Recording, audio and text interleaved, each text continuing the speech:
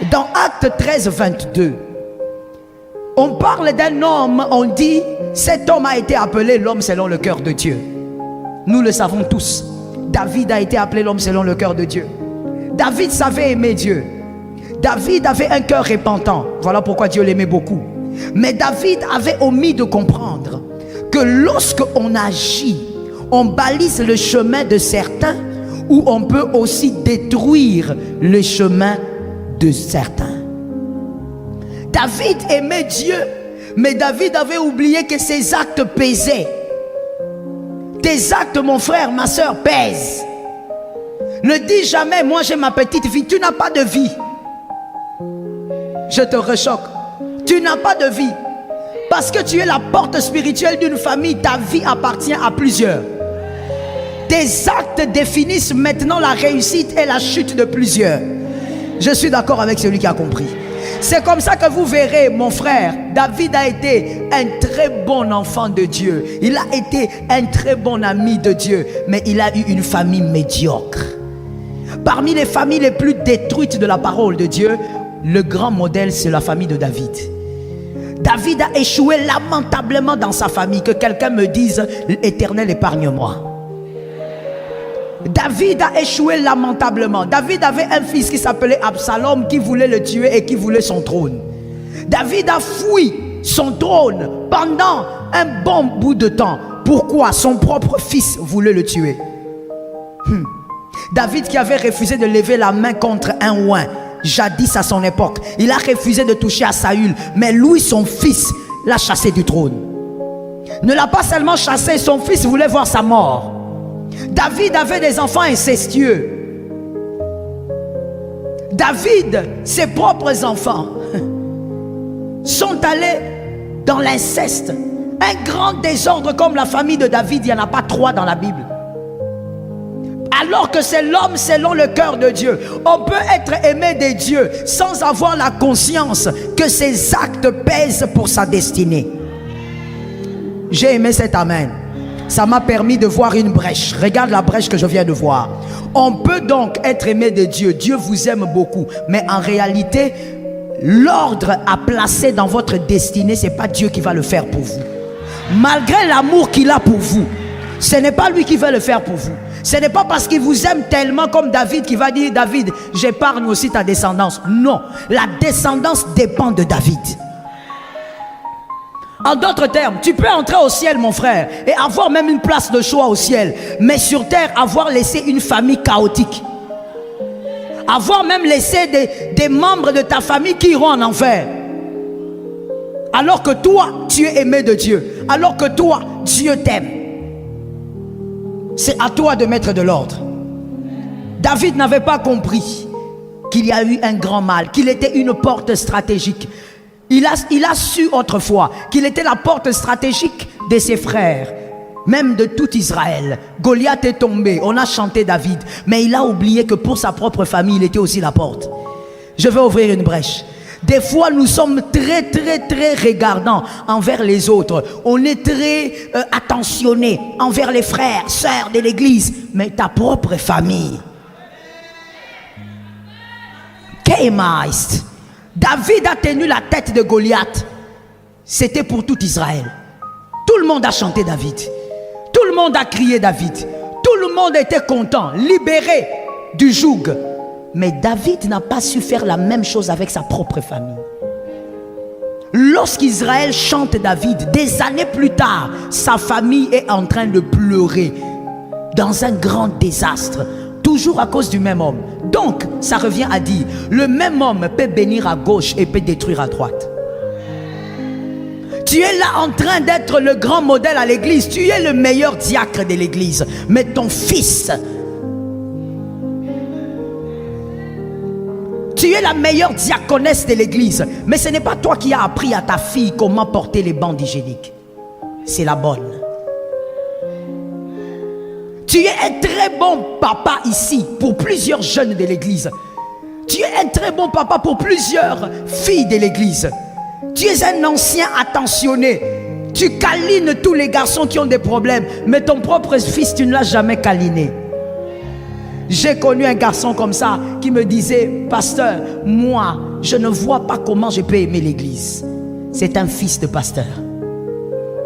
Il dit, je ne vois pas comment moi, il dit pas son papa, il dit comment moi je peux aimer l'église. Je ne vois pas comment ça va commencer.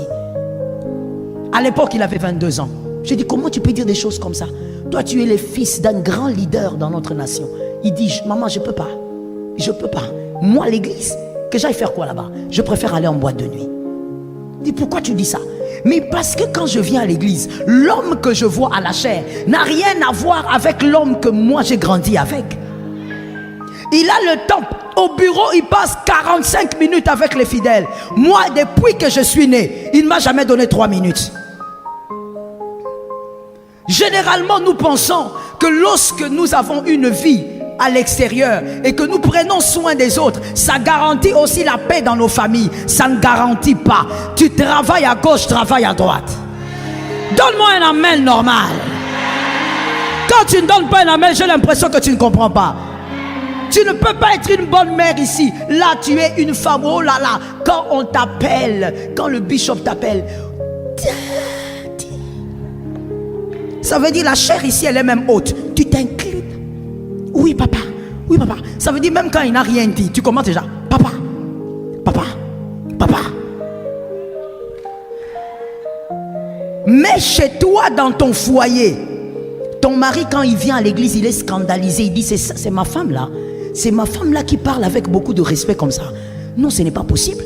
Parce qu'avec moi à la maison, ça n'a rien à voir. Mon frère, il n'y a pas d'honneur que les hommes extérieurs t'acclament si tu as échoué avec tes enfants. J'aime cet amen.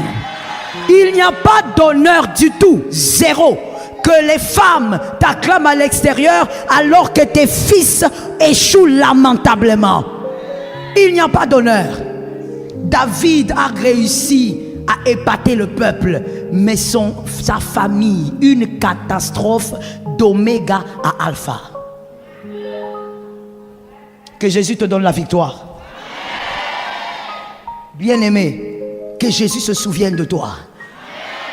Il y a une chose que je me suis refusé de faire, c'est de déverser l'onction sur le peuple de Dieu, que ça soit dans l'église où Dieu m'a établi ou ailleurs, et que je rentre chez moi à la maison et que je vienne voir mes enfants en train de dire bonne nuit. Bonne nuit comment? Bonne nuit, c'est un souhait. Bonne nuit ne balise pas les chemins. Ah, il y a quelqu'un qui a quand même compris. Bonne nuit n'ouvre pas le ciel. Bonne nuit ne fraye pas la voie. Autant que j'ai béni les gens, même si je rentre chez moi à 23 heures, j'entrerai dans leur chambre et je dirai, prenez la double portion de ce que les autres ont reçu. Prenez la double grâce de ce que les autres ont reçu.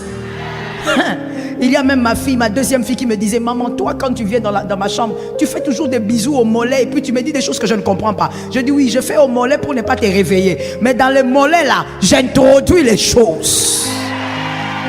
Je ne peux pas te bénir, maman. Et même quand je vais à l'hôtel, chaque soir, je prends mon téléphone et je dis, l'onction qui a été déversée, recevez le double au nom de Jésus.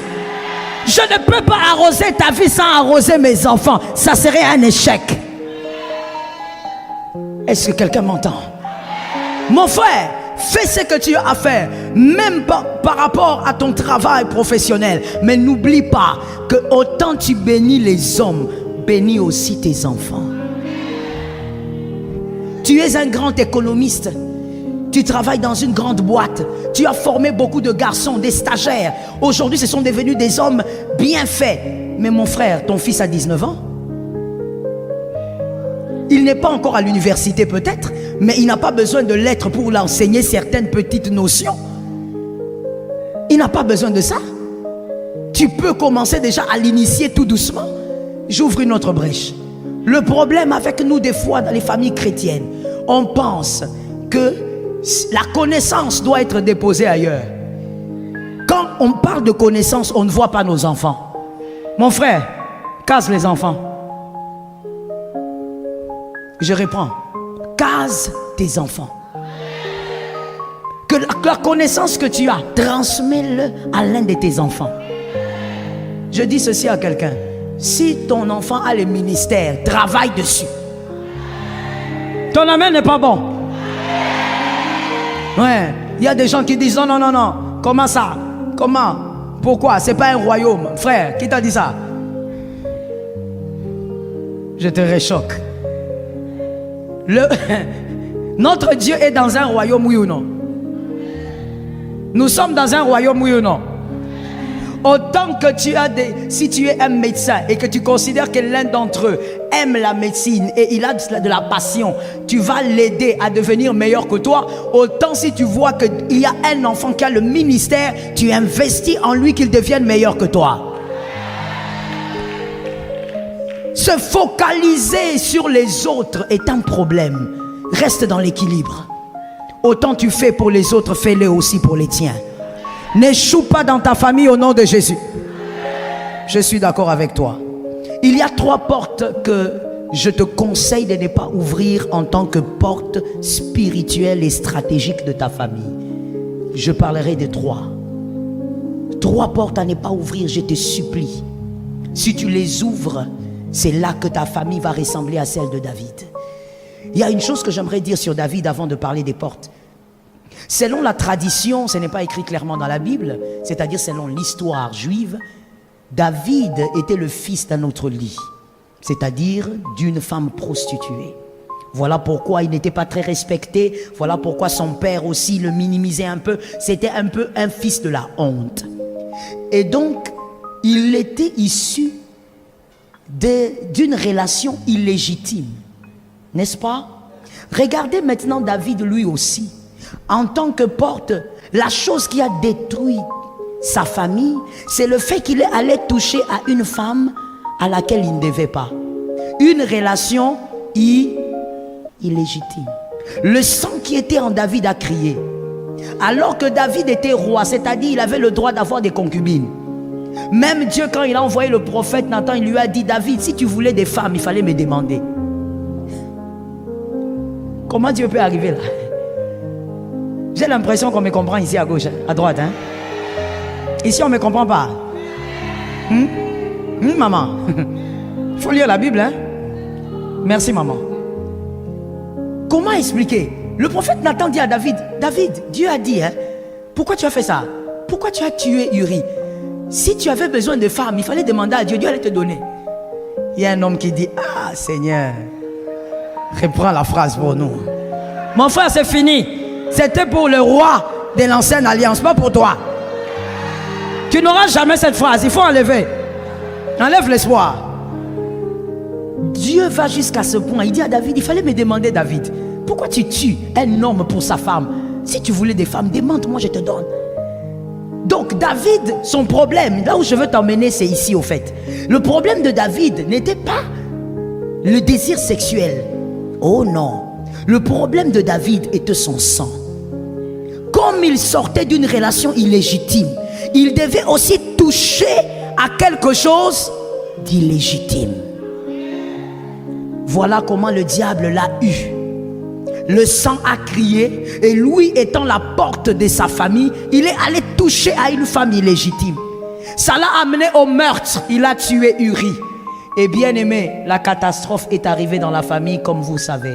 Il y a eu pire. Absalom, Dieu lui avait dit d'ailleurs que ton fils va prendre tes concubines sur le toit. Parce que vous voyez les constructions juives, arabes, ce sont des constructions où ce sont des toits cachés. Donc au-dessus, il y a comme des mezzanines. Et donc son fils à lui, Absalom, le fils de David, a couché systématiquement avec les concubines de son papa sur le toit. Que tout le monde voie. Regardez quel niveau de destruction David a amené dans sa famille. Parce que son sang a réclamé ce qu'il y avait déjà. C'est-à-dire une relation illégitime. Le fameux fils de David, Salomon, parce que je vais terminer avec pour te parler des portes. Le fameux fils de Salomon, le légendaire, le sage, tout le monde parle de lui. Mais mon frère, est-ce que tu as déjà bien lu l'histoire de Salomon? Est-ce que tu as déjà lu de Alpha à Oméga l'histoire de Salomon? Ce fameux monsieur qui a fait descendre la gloire de Dieu. Cet homme a adoré les idoles. Il a oublié le Dieu de David. Imagine-toi le Dieu de David, un fils de David. Il a adoré les idoles. Il a commencé à s'incliner devant les idoles que ses femmes adoraient. Il a construit des temples pour les idoles. Le fils de cette relation illégitime. Même auprès de Salomon, David a créé quand même une destruction. L'acte de David a poursuivi tous ses enfants. Au nom de Jésus, que tes actes négatifs ne poursuivent pas tes enfants. Je croyais que ça se brisait dans la vie de quelqu'un. Ça se brise au nom de Jésus. Nous détruisons cela au nom de Jésus. Que ça ne poursuive pas tes fils. Que ça ne poursuive pas tes filles. Il y a des choses que tu as fait par ignorance. Je déclare que ça s'arrête à toi au nom de Jésus. Si ça avait localisé un enfant, je viens arrêter ça dans les airs. Et je déclare que ça s'arrête au nom puissant de Jésus. Que tes filles ne soient pas en train de courir dans tous les sens parce que toi, un jour, tu es allé coucher avec un homme avec qui tu ne devais pas. J'ai l'habitude de dire, attention ma soeur, mon frère, quand tu es une porte de bénédiction pour ta famille, évite que tes enfants se battent avec des choses qu'ils ne comprennent pas. Ils commencent à lutter toute leur vie. Ils ne comprennent pas pourquoi c'est difficile. Pourquoi c'est difficile d'avoir des diplômes. Pourquoi c'est difficile? Parce que papa avait fait des choses. Maman avait fait des choses. Elle avait oublié qu'elle était une porte. Voici les portes à ne jamais ouvrir. On y va rapidement. Première porte, la légèreté dans les relations humaines. Une porte spirituelle d'une famille doit tenir compte de son entourage. Retenez ceci. On aime tout le monde, mais on ne vit pas avec tout le monde. Je suis d'accord avec toi.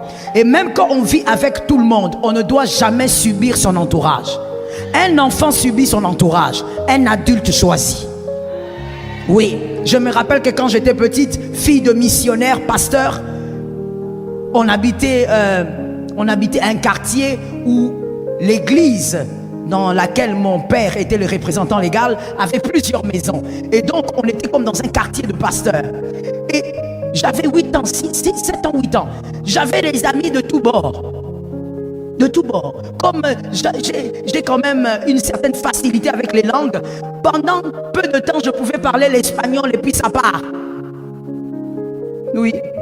Quand j'ai une amie qui vient de l'Espagne, je parle l'espagnol. Après, quand elle part, ça part aussi. Une autre vient, je ne sais pas de quel pays. Ça veut dire que j'avais des copines un peu de partout. Selon que les parents aménageaient, selon que les missionnaires étaient envoyés. Mais quand on devient adulte, on ne subit pas l'entourage. On commence maintenant à choisir qui doit être là, pourquoi.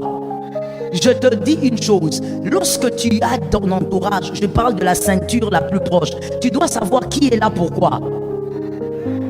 Une personne adulte doit savoir qui est là, pourquoi. On n'est pas des enfants, on n'a plus des amis, on n'a plus des connaissances pour rien. Tu es là, tu ne m'apportes rien. Tout ce que tu m'apportes, c'est ton visage.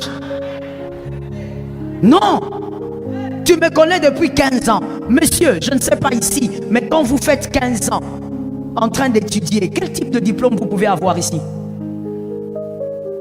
15 ans. 5, 5, 5. Pardon? Vous pouvez avoir quoi? PhD? 5, 5, 5, 15 ans d'études. Imaginons que vous avez un PhD. Donc toi, la relation que tu as avec cette personne-là ressemble à un PhD. Bon, il t'a apporté quoi dans la vie? Toi aussi, tu lui apportes quoi? Lorsqu'on est adulte, on ne subit pas l'entourage. Non, on s'est rencontrés au marché et puis nos esprits se sont entendus. Quel esprit? Qu'est-ce qu'il t'amène de concret? Parce qu'en réalité, toi, tu vas quelque part. Tu es en train de vivre ta vie, tu as ta destinée. Qu'est-ce qu'il apporte à ta destinée? S'il n'apporte rien, il faut un peu éloigner. Quelques coudées. Est-ce que quelqu'un m'entend? Oui, il peut être dans la 5e ceinture, il est là-bas. Tu l'appelles une fois par mois, vous causez une fois par mois, c'est bon. Lorsqu'on est mature, on choisit maintenant avec qui on doit vivre. Cette personne vous apporte quelque chose et vous aussi vous transmettez. Il y a 2 types de personnes à éviter dans la vie absolument quand on est une porte spirituelle. 2 types de personnes à éviter. Le premier type, le type de personne qui méprise vos principes. Mon frère, en tant que porte spirituelle d'une famille, tu dois avoir des principes. Il y a des choses que tu dois faire et que tu ne dois jamais faire. Il y a des lieux où tu peux aller, où tu ne pourras jamais aller. Même si on te supplie, tu n'iras pas. Est-ce que quelqu'un m'entend bien? Même si on te supplie, tu ne feras pas quoi? Tu n'iras pas. Mais ce que j'ai remarqué auprès des chrétiens en général, c'est là où il y a une très grande négligence. Nous sommes négligents en tout. Comme on nous a permis qu'on peut prier les yeux ouverts, c'est fini. Quand on dit prions,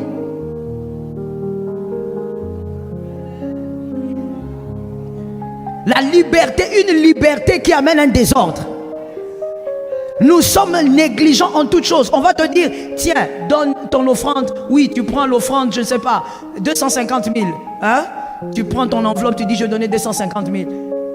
On te donne là. Quand tu pars, tu arrives chez toi, tu dis, de toutes les manières, le bishop n'est pas avec moi ici. Même si j'ai mis 50. Ah, je vais mettre seulement ce que j'aurai. Et tu amènes librement quelque chose que tu n'avais même pas. Tu n'avais pas le vœu que tu n'avais pas fait ici. Tu le déposes là librement, tu pars. Pourquoi tu te dis, bah écoutez, c'est l'église. Et alors, mon frère, s'il y avait un marabout ici, tu allais faire ça? Ah, j'ai aimé ta franchise. L'autre là, il a fait semblant. J'ai aimé ta franchise, tu n'allais pas faire ça. Certaines négligences, bien-aimés, doivent quitter de nous. Tu dois avoir des principes dans la vie. Quand tu es une porte spirituelle de ta maison, de ton couple, de ta famille, tu respectes certains principes. Il y a des heures à laquelle tu ne peux pas recevoir des gens chez toi. Ce sont des heures que tu consacres pour ta maison. Ce sont des heures que tu consacres pour la prière. Tu respectes. Mais il y a des gens dans vos vies, quand elles viennent, elles commencent à mépriser vos principes. Tu viens, tu lui dis non, aujourd'hui c'est le jour, moi je travaille beaucoup. Aujourd'hui je dois rester avec ma femme. C'est depuis quelques années, en tout cas le lundi, je reste avec ma femme. Ah, toi aussi, c'est quoi? Hein? Tu penses que tu es jeune? Il n'est pas jeune, il est quoi? Il est toi. Pourquoi tu fais ça? Mais non, écoute, laisse la vieille. Et puis tu appelles la femme d'autrui la vieille. Ma soeur, fâche-toi si on t'appelle comme ça. Non, laisse la vieille là. Viens, on va aller se balader. Et toi aussi, très influençable, monsieur. Un leader de famille ne doit pas être influençable. J'ai aimé cet amen là. Même si ce sont les femmes qui ont donné l'amen. Un leader de famille ne doit pas être influençable. Mon frère, je t'assure, moi je ne peux pas suivre un leader influençable. Parce que tu vas nous amener dans un trou. Aujourd'hui tu es d'accord, demain tu n'es pas d'accord. Madame, suis un homme, un leader de famille qui ne se laisse pas influencer par n'importe quoi. Tu es sûr de là où il vous amène. Quand il dit 2022, nous allons faire ça, nous faisons ça. Ce n'est pas quand son ami vient là, son meilleur ami depuis l'enfance là. Ils sont meilleurs amis depuis l'enfance. Et quand il arrive, il est là pour briser tous les principes. Non, aujourd'hui tu vas rester avec moi. Rester avec toi comment? Toi tu es un ami, tu n'es pas sa femme. Il y a des gens qui viennent dans vos vies, ils commencent à mépriser vos principes. C'est l'heure du culte, lui il te dit, oh tu peux aller en retard. Oui. Il impose la négligence dans les choses qui sont sacrées pour toi. Apprends à respecter tes propres principes. Et apprends à être sévère avec toi-même.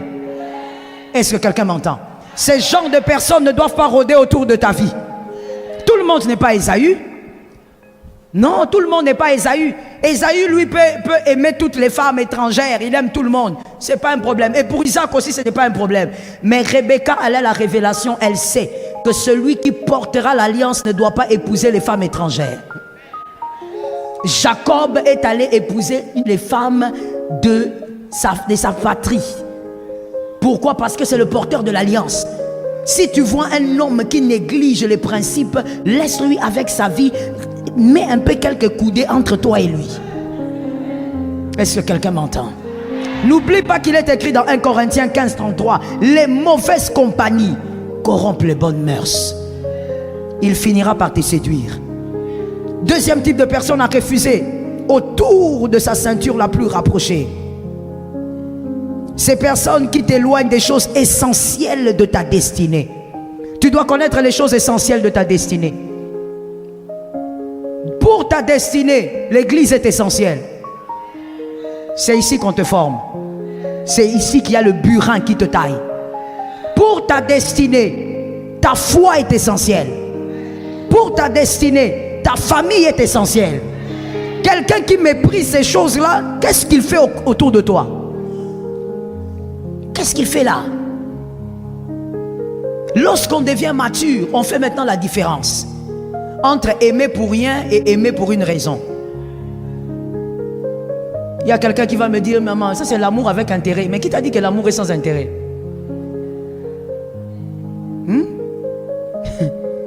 On peut expliquer ça rapidement? L'amour a toujours été avec intérêt. Dieu a tant aimé qu'il a fait quoi? Il a donné le fils pourquoi? Il n'a pas... Ah papa, il ne faut pas dire ça ici. Il n'a pas donné son fils unique parce qu'il voulait simplement déverser la grâce. Il a donné son fils unique afin que quelqu'un croie. Intérêt ou pas intérêt? C'est pour que quelqu'un croie. C'est parce qu'il avait besoin d'une famille. Intérêt ou pas intérêt?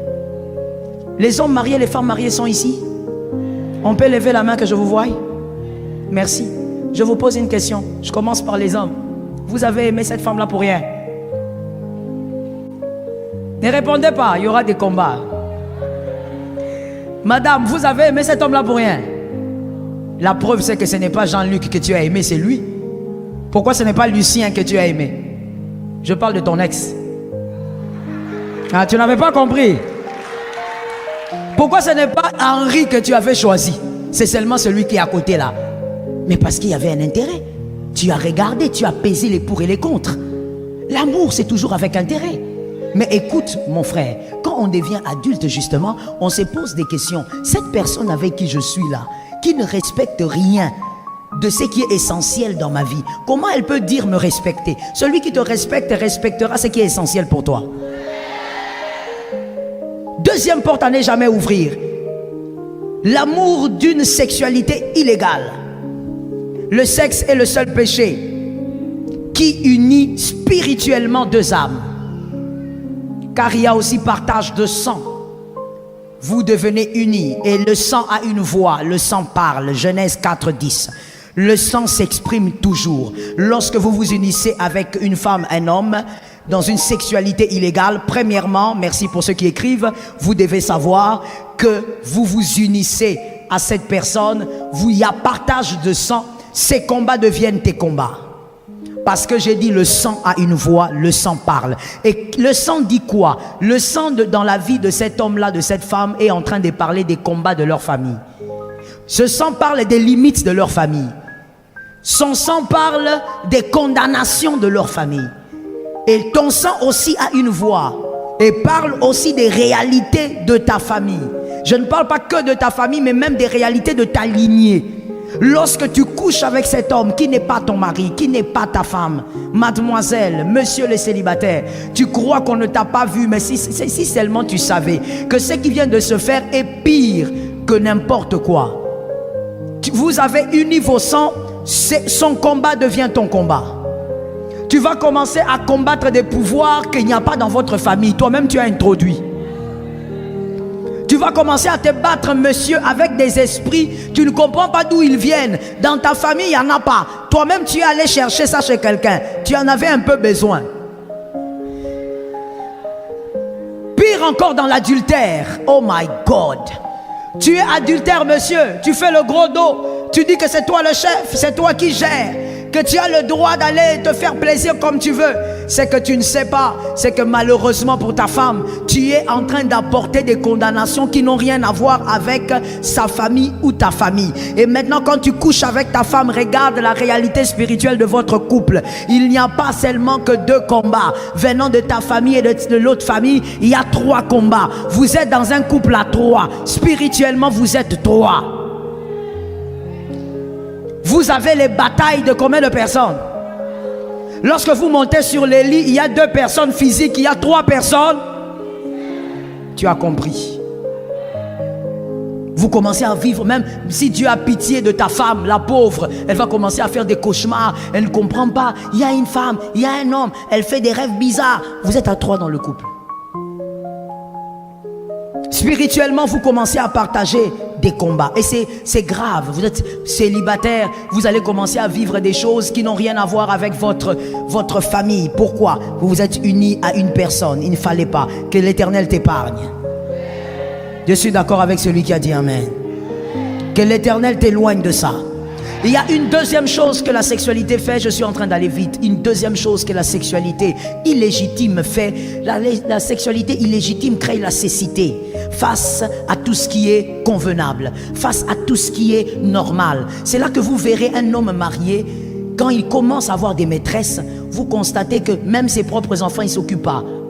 Vous allez dire, non, la femme là fait des gris-gris. Mon frère, des fois, il n'y a même pas des gris-gris. Le mystère du sexe illégal, c'est que ça crée aussi la cécité. Il y a une addiction qui se crée et cette addiction produit la cécité. Tout ce qui est normal, tu ne verras pas. Lorsque tes enfants pleurent pour les frais, toi tu ne vois pas.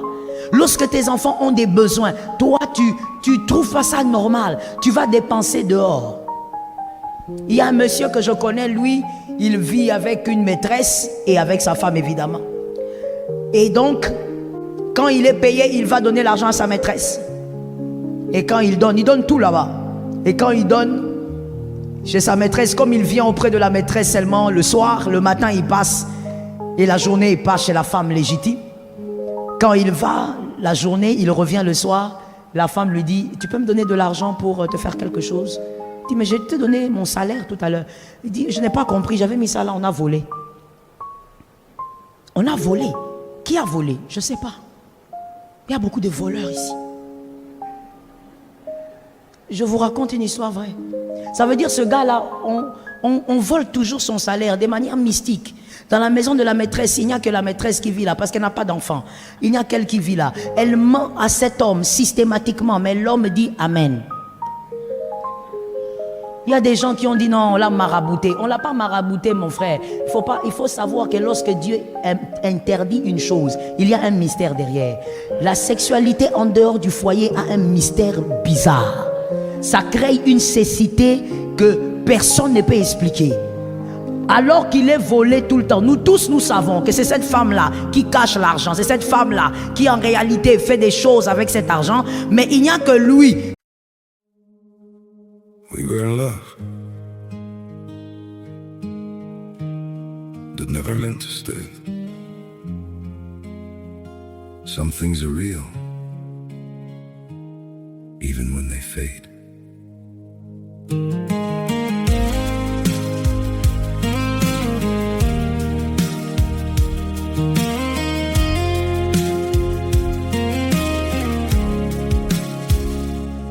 I used to think if we kept holding on, we could bend the truth somehow.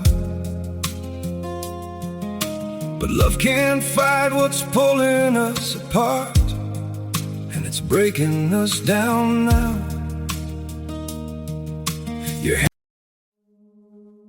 We were in love that never meant to stay. Some things are real, even when they fade.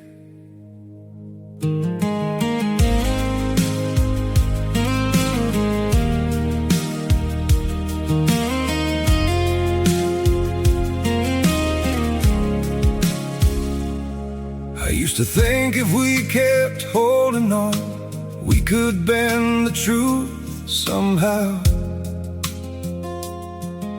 But love can't fight what's pulling us apart, and it's breaking us down now.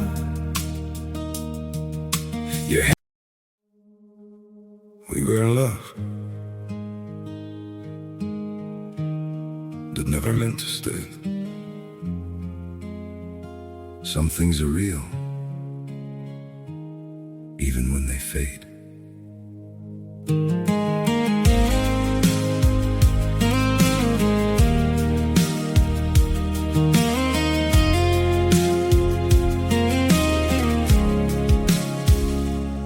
I used to think if we kept holding on, we could bend the truth somehow. But love can't fight what's pulling us apart.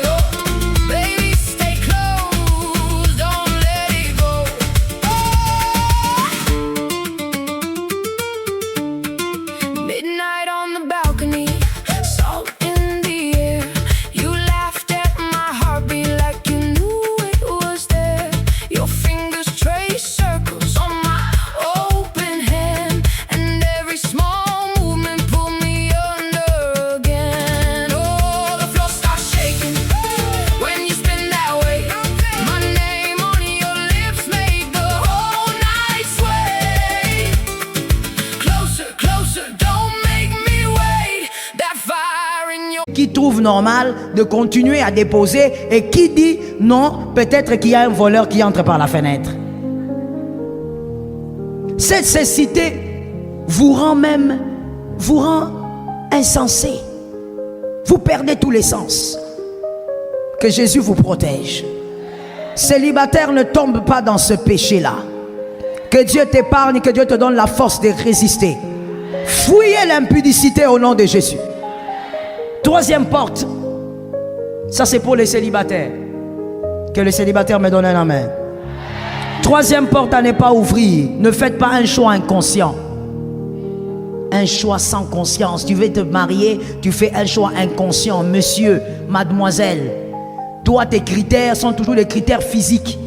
Parce qu'on t'a dit que dans le foyer, on vit en paix avec le physique. Toi, tu crois que si tu es en colère, tu vas regarder le physique là. Tu risques de chercher à brûler le physique. Toi, tu crois que quand tu as des choses qui te déplaisent. Tu vas te focaliser sur le physique de cette fille ou de cet homme. Tu vas oublier qu'il a un physique. Qu'il a un physique intéressant. Arrête de dire, moi, il suffit qu'il soit chrétien. Non. Attention avec le type de choix que tu fais. Monsieur, tu sais que tu es une porte spirituelle de ta famille. Choisis une femme qui pourra comprendre ça. Choisis une femme qui pourra porter cette charge avec toi. Mademoiselle, la même chose. Tu es la porte stratégique de ta famille, la porte de bénédiction. Choisis un homme qui va comprendre cette réalité. Fais des choses comme Séphora, Exode 4, 25. Exode 4, 25. J'ai pris cet exemple parce que cette femme n'était pas juive, mais cette femme a été capable d'être révélée dans une haute dimension pour délivrer Moïse de la mort. Moïse, le grand libérateur, a failli être tué par Dieu. La personne qui a sauvé Moïse n'était pas Aaron, c'était sa femme. Elle a délivré Moïse de la mort. Elle a jeté le sang aux pieds de Moïse. Et Moïse a été sauvé du Dieu qui voulait le tuer. Tu dois donc épouser quelqu'un qui est capable de comprendre cette réalité. Malheureusement, nous avons des hommes qui ont épousé des femmes égoïstes. Des femmes qui ne comprennent pas que lorsqu'on se marie, ça ne veut pas dire que le partage d'amour a été détruit. C'est quoi le partage d'amour? Ton mari t'aime, mais il aime aussi sa famille. Je savais. Je savais que la main là n'allait pas venir. Je savais que pour que la main sorte, il faut que je vous paye. Je parle des femmes. La main ne peut pas sortir. Ça là. Il y a même des femmes qui ont dit amen seulement dans la bouche, maman. Dans le cœur, je refuse, je chasse. Je m'élève, je détruis. C'est ça la réalité de la vie. Ton mari t'aime, mais il aime sa famille. Il aime ses amis. Il y a le partage d'amour au fait qui se fait. Et madame, vous devez être capable d'avoir assez de maturité pour comprendre ça. La Bible dit l'homme quittera son père et sa mère s'attachera. Mais la Bible ne dit pas le père, la mère, les sœurs quitteront le cœur de ton mari. La Bible ne dit pas qu'en t'épousant, ces personnes vont quitter son cœur. Tu as peut-être épousé un homme qui est stratégiquement important pour sa famille dans la dimension spirituelle. Quoique marié, sa prière influence toujours sa famille. Quoique marié, sa prière impacte toujours ses frères. Il faut que tu aies la sagesse de comprendre que c'est sa responsabilité spirituelle. Et tu dois l'aider à accomplir sa responsabilité, à réaliser sa responsabilité. Madame, la même chose. Tu es peut-être responsable spirituel de ta famille. Alors attention à qui tu vas choisir. Ne choisis pas quelqu'un qui va te détruire. Ne choisis pas un égoïste qui va te faire croire que votre vie se résume à vous deux. Certes, votre couple est une nouvelle entité, mais si tu as des responsabilités spirituelles, ça ne se brise pas. Un amen normal. C'est comme ça qu'Esther, je t'ai trouvé un modèle biblique. Esther croyait aussi comme toi. Elle se disait, je suis mariée, j'ai ma petite vie, j'ai mon petit mari, et puis le reste, ça ne me concerne pas. Mardoché lui a dit, écoute, il y a des problèmes ici. Il dit, ah, moi je ne peux rien faire. Moi si on ne m'appelle pas, je ne peux pas partir, je veux mourir. Elle a parlé d'elle, elle a dit, je veux mourir, je. Tout dépend. Si tu es Ésaü, tu peux dire je. Si tu es Jacob, tu vas dire nous. Qui a capté? Je reprends pour la dernière fois avant d'évoluer. Si tu es Ésaü, tu vas dire j'ai ma femme, j'ai mes enfants, j'ai mon mari, j'ai ma voiture, j'ai ma maison. Mais si tu es Jacob, tu es le précurseur d'une grande descendance. Tu vas dire nous. Tu vas dire je ne peux pas faire parce que j'ai une famille. Parce que les frères comptent sur moi spirituellement. Mardoché lui a dit, maman, si tu ne comprends pas que tu n'es pas là que pour toi, quelle belle phrase. Que tu n'es pas là que pour te marier et faire tes enfants là. Même quand tu es là, mais tu as aussi un peuple. Tu dois te battre pour le peuple. Esther a jeûné 3 jours avec les autres. C'était pour qui? C'était pour le peuple, c'était pas pour elle. Elle n'allait pas être atteinte. C'était pour son peuple. Et donc, même en étant marié, si le Seigneur t'a déjà révélé que tu es la porte de bénédiction pour ta famille, choisis bien l'homme qui va t'accompagner. Ne choisis pas un homme qui va te dire, je ne veux pas voir ta mère ici. Je ne veux pas voir tes frères ici. Je ne veux pas te voir prier pour tes frères. Je ne veux pas te voir prier ici. Voilà pourquoi, mademoiselle, il ne faut pas te marier coûte que coûte. Marie-toi quand le Seigneur va permettre que ça soit le temps de ton mariage. Je bénis les sœurs qui ont dit amen. Il ne faut pas dire mariage coûte que coûte. Tu veux te marier, on se pose la question. Vous savez, une fois j'ai reçu un couple dans mon bureau. J'ai reçu la fille, parce que la fille c'est ma fille. Elle me dit, maman, je vais te présenter quelqu'un. Je dis, d'accord, venez tel jour. Ils sont venus au bureau. Je regarde la fille. Je regarde les garçons. Je regarde encore la fille. Je regarde les garçons. Donc même quand j'étais là comme si j'étais en train de regarder le ping-pong. Une manière de coder ma fille pour dire, ma fille c'est quoi? C'est qui ma fille? C'est qui? Qui t'a envoûté? C'est qui t'a ensorcelé? Hein? Donc tu regardes la fille, tu regardes les garçons. Oh, Seigneur.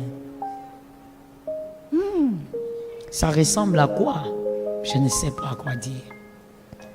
J'ai regardé, j'ai entendu le garçon parler. Donc le garçon, lui, mon frère, il n'a aucun rêve. Il n'a pas d'objectif. Donc il n'a rien, à part son être. Un garçon qui n'a pas d'ambition. Je regarde. Et puis quand ils sont partis, j'appelle ma fille plus tard. J'ai dit, mais toi, tu as des grands rêves. Regarde même comment tu as fini tes études. Tu es orpheline de père et de mère. Mais parce que tu as des ambitions, tu as prié et le Seigneur nous a aidés. Tu as fini tes études. Tu vas épouser quelqu'un. On lui pose la question, quand est-ce que tu comptes épouser la fille? Bon, c'est une bonne question. Il croit que je suis journaliste ou quoi? C'est quoi cette affaire? C'est une bonne question. Et tu penses même qu'il y aura une suite favorable. Mais non, écoutez la suite. Bon, je crois que Jésus est avec nous, hein? Jésus est là. Tout concourt. Ma soeur, quand tu veux épouser un homme, il faut que cet homme te présente du concret. Il faut que cet homme ait du concret. Est-ce que quelqu'un m'entend bien? Quand une personne ne sait même pas comment elle va t'épouser, c'est dans la dimension spirituelle qu'elle pourra te soutenir. Que l'Éternel délivre une âme. Que Jésus délivre une famille. Nous allons prier. Et je ne sais pas, Bishop, si on va passer aux questions. Ou nous allons prier. On prie d'abord. D'accord. Nous allons prier. Tu peux mettre simplement ta main sur ta poitrine. Je veux prier pour toi. Je veux prier pour ta famille. Saint-Esprit, tu es le Dieu de sa maison. Tu es le Dieu de sa famille. Tu es le Dieu de ses victoires. Tu es le Dieu qui accorde la paix là où le diable voulait imposer le trouble. Je prie pour la famille de celui-ci. Je prie pour la famille de celle-ci. Je déclare, Seigneur, une grâce sur cette famille. Je déclare un renouvellement dans cette famille. Je ne sais pas ce que cette famille est en train de traverser, donne la victoire. Je ne sais pas ce que cette famille est en train de subir, Père, mais donne la victoire. Je ne sais pas ce que cette famille est en train de relever comme défi, mais accorde la victoire. Je viens détruire toutes sémences qui voudraient déstabiliser l'avenir de cette famille. Je viens briser toute porte négative qui a été ouverte au nom puissant de Jésus. Je déclare que ces portes négatives sont fermées. Ces portes négatives sont fermées. Que la gloire de Dieu protège ta famille. Que ce que le diable avait commencé à imposer s'arrête aujourd'hui. Que l'Éternel transforme ta famille. Soit la bénédiction de tes frères, soit la bénédiction de tes fils, soit la bénédiction de tes filles, soit la bénédiction de ton mari, de ta femme, soit la bénédiction de ta descendance. Sois un bon précurseur qui va imposer des faveurs exceptionnelles. Crée aussi le lien de la bénédiction. Au nom de Jésus de Nazareth, autant qu'il y a eu les liens de malédiction, tu vas créer le lien de la bénédiction. Que tes fils soient bénis à cause de toi. Que tes filles soient localisables à cause de toi. Que la grâce de Dieu déborde dans ta famille. Que ta famille soit une famille référentielle. Je prophétise au nom de Jésus cette année que ta famille reçoive une grâce exceptionnelle. Que les témoignages soient entendus. Que les témoignages soient vus. Que dans ta famille élargie, on en parle. Que l'Éternel vous soit favorable. Celui qui a reçu m'a donné 3 amen.